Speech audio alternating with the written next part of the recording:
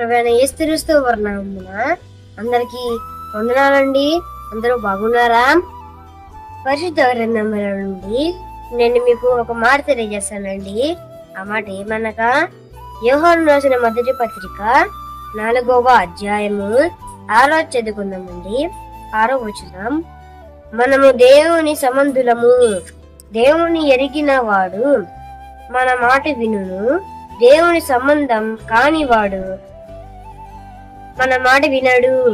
ఇందువలన మనము సత్య స్వరూప పైన ఆత్మ ఏదో భ్రమపరచు ఆత్మ ఏదో తెలుసుకొనుచున్నాము.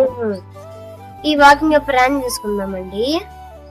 పరిశుద్ధుడే మా తండ్రి, ప్రేమ నమ్మకం కలిగిన మా దేవా, మీ ఘనమైన శ్రేష్టమైన నామమున ప్రభువా మీకే వందనములు స్తోత్రం నిలుచుకుంటున్నాం ప్రభువా.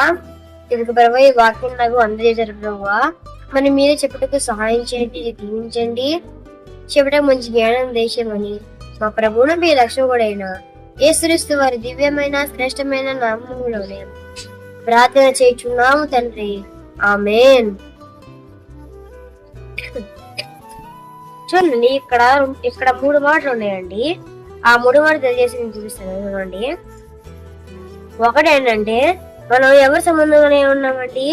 మనం దేవుని సంబంధులమై ఉన్నాము. కానీ దేవుని సంబంధం ఎలా అవుతాం? చూడండి, ఫస్ట్ మాట. 2వ మాట చూడండి, దేవుణ్ణి ఎవరైతే ఎరుగుతారో, దేవుని విశ్వాసాన్ని ఎవరైతే ఎరిగి ఉంటారో, దేవుని విలువ మనం ఎరుగుంటే మనకి ఏమొచ్చిందండి? మనం అపోస్తల బోధన ఏం చేస్తాం? మనం అంగీకరిస్తాం. కానీ ఇక్కడ ఏంటంటే చూడండి, మన దేవుని బోధ వినకపోతే గనక, మన దేవుని కాపాడుకోకపోతే మనం ఎలా దేవుని సంబంధం లేని వారం అవుతాము. మన దేవుని సంబంధం ఉన్నవారిగా ఉండాలని మనం ఏం చేయాలండి? మనం ఆ విశ్వాసం కలిగి ఉండి ఏం చేయాలి? మనం ఆ విశ్వాసం కలిగి ఉండి అపోస్తల బోధన మనం ఏం చేయాలి? అంగీకరించాలి. ఇది 2వ మాట. 3వ మాట చూడండి, మరి లేకపోతే దేవుని సంబంధము లేనివాడు ఎవడండి? దేవుని సంబంధము లేనివాడు ఏం చేస్తాడు? తను సత్య రూపాన్ని తిరస్కరిస్తాడు. అంటే దేవుని సత్యాన్ని తిరస్కరిస్తాడు. అంటే తను ఏంటంటే విశ్వాసం తనలో లేదు, దేవుని విశ్వాసం తనలో లేదు, దేవుని జ్ఞానం కూడా తనలో ఏం లేదు. మనం దేవుని జ్ఞానం కాపాడుకోవాలి. ఇక్కడ 3 మాటలు చేసాం. ఇంకో మాట చూడండి, మనం దేవుని జ్ఞానం కూడా కాపాడుకోవాలి. అంటే మనం దేవుని కాపాడుకోవాలి, దేవుని జ్ఞానము కూడా మనం కాపాడుకోవాలి. మనం ఈ 3 కలిగి ఉండాలండి. కానీ మనం ఏంటంటే, మనం దేవుని దగ్గర ఆ సత్య రూపం మనం కలిగి ఉండాలి. దేవుని దగ్గర సత్యం మనం కూడా కలిగి ఉండాలండి. దేవుడు ఏం కలిగి ఉంటే మనం కూడా ఏం కలిగి ఉంటే మనం కూడా అదే కలిగి ఉండాలి. చూడండి, మనం దేవుని పట్ల విశ్వాసం కలిగి ఉండాలి. ఫస్ట్ మాట. 2వ మాట ఏంటండి? మనము దేవుని సంబంధులము. 3వ మాట ఏంటంటే దేవుని సంబంధులు లేని వారు ఏం చేశారు?